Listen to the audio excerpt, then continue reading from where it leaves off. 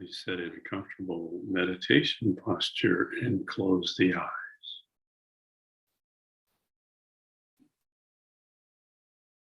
Find the silence that is always there deep in the mind. Connect with that silence.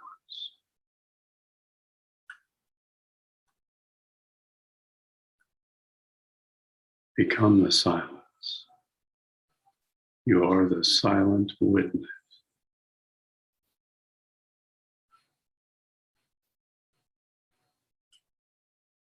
From this perspective of the silent witness, watch the conscious thinking mind and listen to the words of the Yoga Vasishta. Book 4, Chapter 32, continuing with verse 56. Now awake and shake off the dullness of your long, deep, and death-like sleep. Like the torpor of an old tortoise lying in a bog. Rise and accept an antidote to ward off your old age and death. This prescription is knowledge that all wealth and property are for our evil, and all pleasures and enjoyments tend only to sicken and weaken our bodies.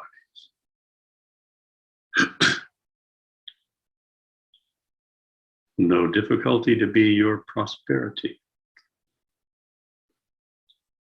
and your detachment from the world to be your great gain.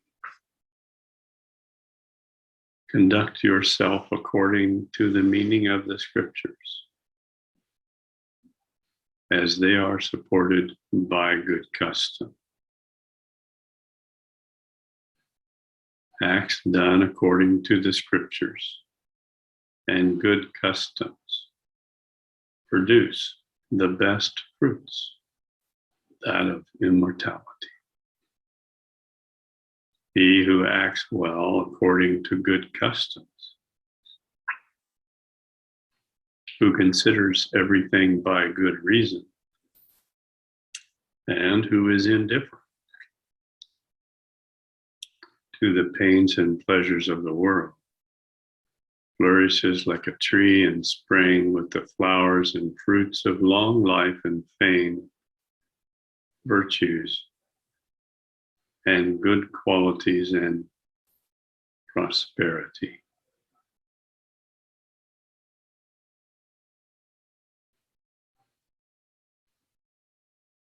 So this is a wonderful promise from Vasishta.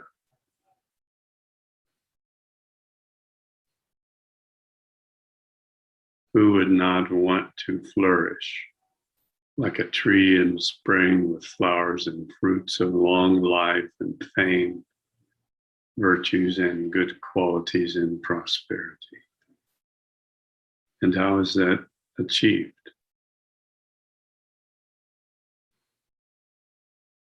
It's basically achieved by connecting with the divine karmic traces. Once we are able to transcend, go beyond individual karmic traces,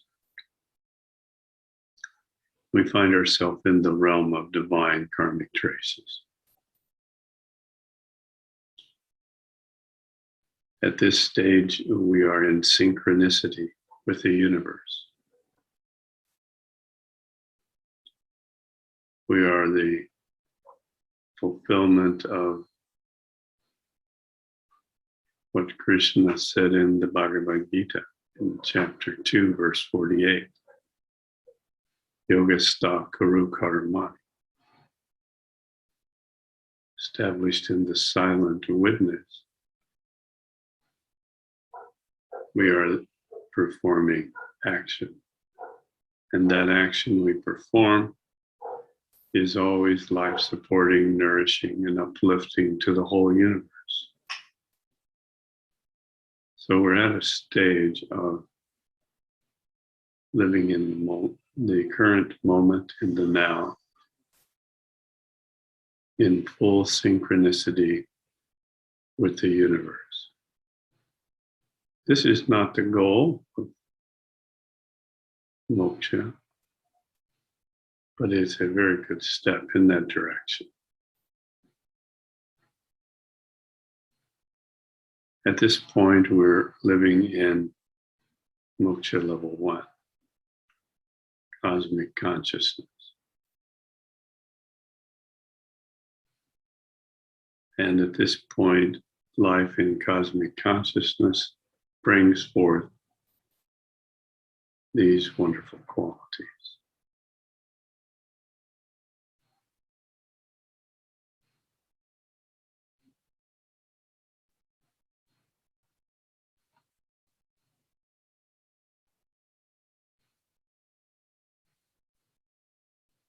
Chapter 33. Effort attains ego and its 3 forms. Vasishta continued. Knowing that the complete success of every undertaking depends on your own effort at all times and places.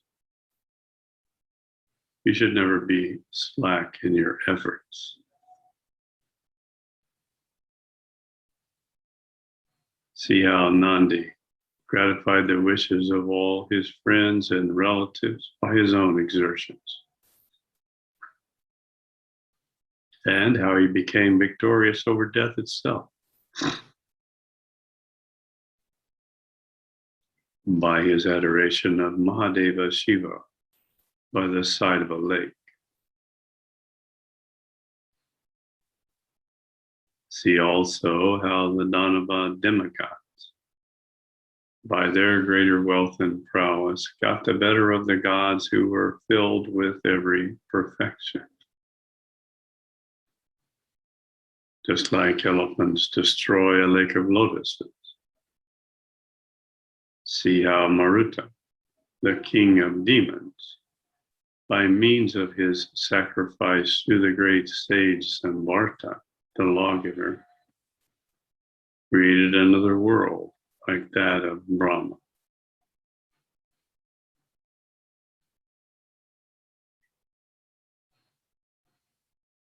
So in this section, Vasishta is continuing with the concept of being established in the silent witness while performing action.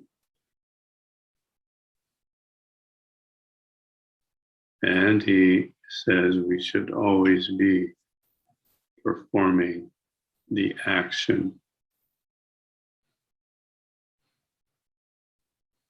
This is because we're connected with the divine karmic traces. And the divine karmic traces are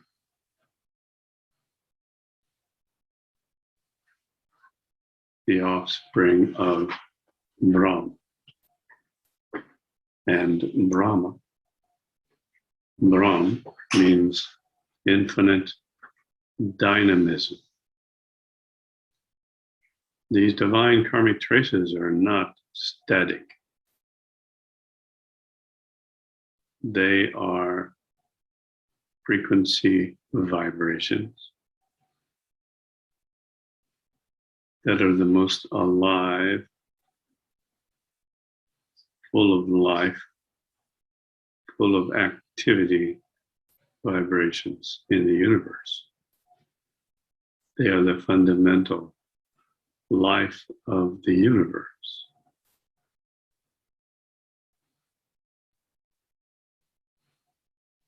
So if we find ourselves established in the silent witness, but doing nothing,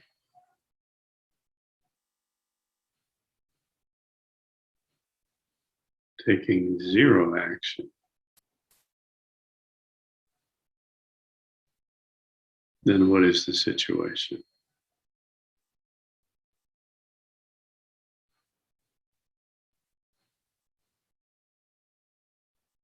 Could be one of two things. We're not truly established in the silent witness. We are pretending to be established in the silent witness. This is a critical mistake. The ego, learning that that's the goal, to become established in the silent witness, will pretend to be established in the silent witness. And then one can live the whole life pretending to be established in the silent witness, pretending to be in moksha. And from all external signs, here is someone who sits in silence,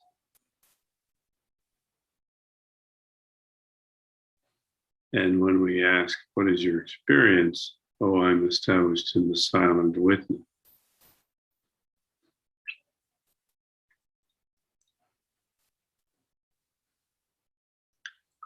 But if that person is honest with themselves, while they're sitting established in the silent witness, there is a dialogue going on. The dialogue is, I'm enlightened, I'm in moksha. This is fantastic. I have reached the goal.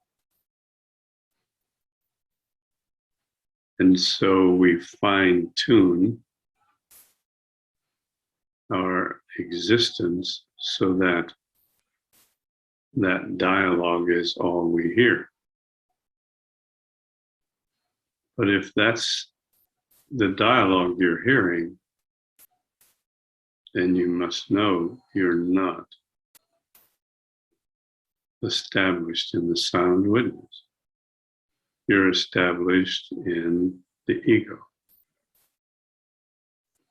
You're in the bubble of the ego, some call the spiritual ego.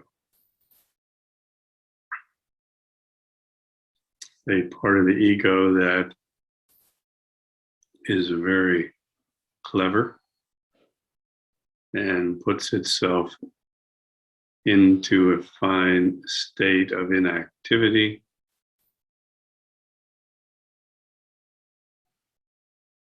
and pretends moksha. Of course, a total waste of the rest of the human existence. This is not the goal. The dialogue must stop.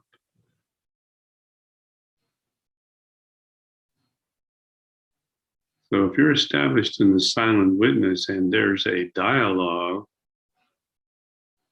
praising yourself for being established in the silent witness,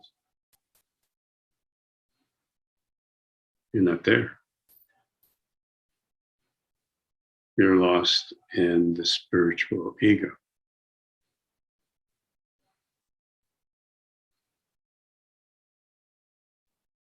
Now, there's another case in which you might be totally inactive. And that is if you have transcended the divine karmic traces. You are established in Brahman consciousness. If you're established in Brahman consciousness, then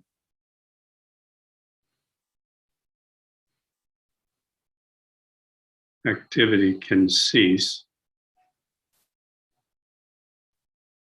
because why would you continue to act in your own illusion? You're literally witnessing your universe.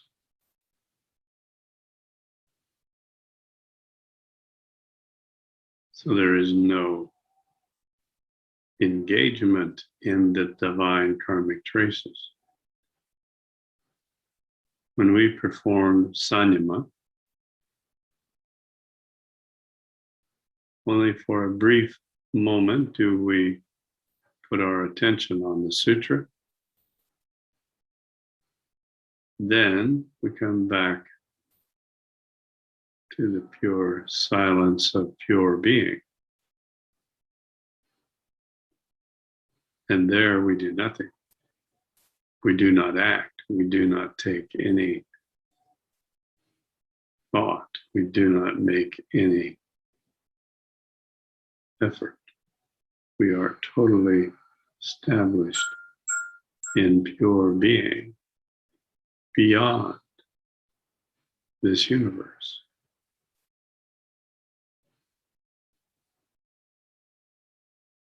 So that's our practice to get us to this stage of beyond this universe established in Brahman consciousness.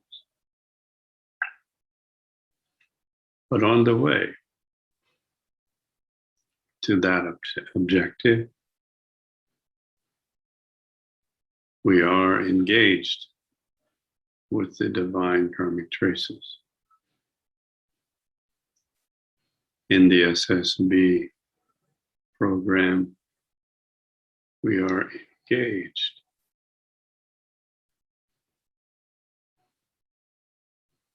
in the manifestation of community homes for 1 million people.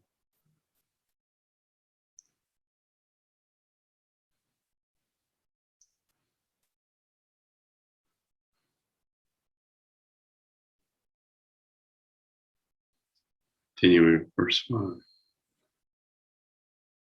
See how Vishwamitra the general obtained the dignity of being one with Brahman by his great energy and continued efforts.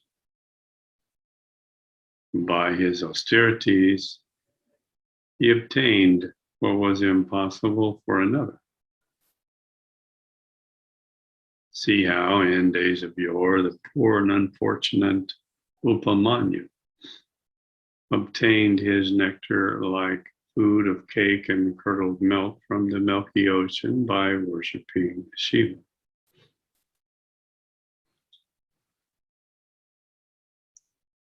See how the god Vishnu devoured the demons of the triple world like a wildfire destroys the tender filaments of lotuses. And how the sage Sweta became victorious over death by means of his firm faith in Shiva. Remember how the chaste Savitri brought back her spouse Satyavana from the realm of death by prevailing on the stern Yama with the sweet politeness of her discourse. There is no great effort of any kind that goes unrewarded in this world. All impossibility is possible by ardent pursuit. So men having full knowledge of the Spirit and exerting their utmost devotion are able to root out their destiny of reincarnation that is filled with so much pain and pleasure.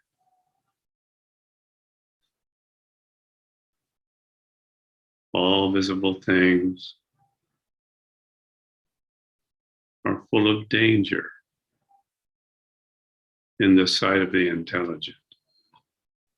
There is no pleasure to be had from anything without its accompanying pain. Though it is difficult to know the Supreme Brahman and easy to attain the supreme joy, yet Brahman should be sought at first as the giver of all joy. Forsake your pride and rely on the unalterable peace of mind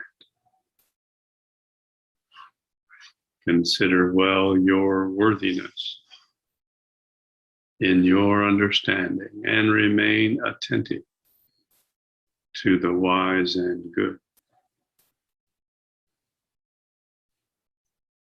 In this ocean of the world, there is no way for your salvation except by your attendance on the wise.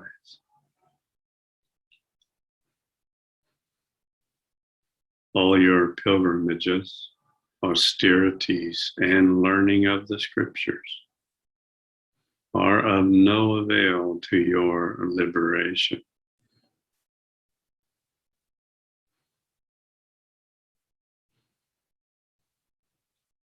He is called wise whose greediness, anger, and false conceptions decline day by day, and who walks in the path of righteousness as taught in the scriptures. The company of spiritual guides serves to dispel phenomena from the sight of the devout, like invisibles, hidden from sight. In the absence of the objects of perception, only the Supreme Spirit remains in view, and the human soul, having nothing else to rest upon, rests at last only in the Supreme Soul. Phenomena did not exist before, nor are they produced from nothing. They are not in existence, though we see them in our presence, nor will they exist in the future. The Supreme alone exists forever, without change or decay.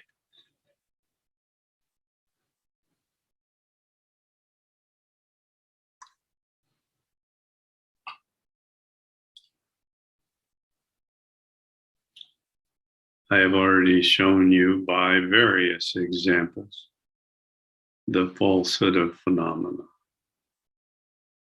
Now I will show you the falsity of existence as it is known to the learned.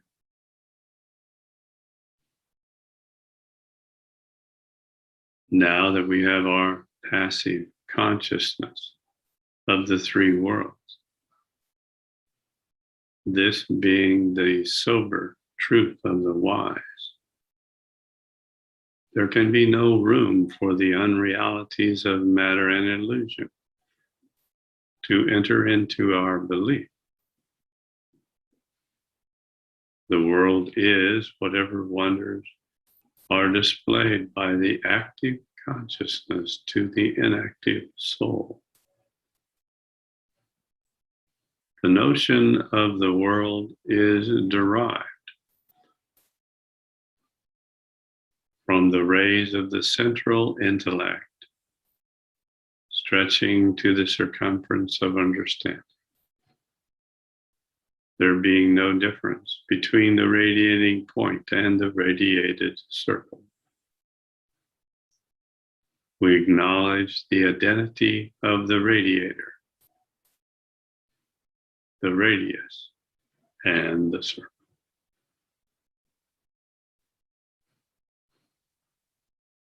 Now we continue, established in the silent witness. Begin the process of Trimana Sanyama and balance all the karmic traces that have arisen during today's reading.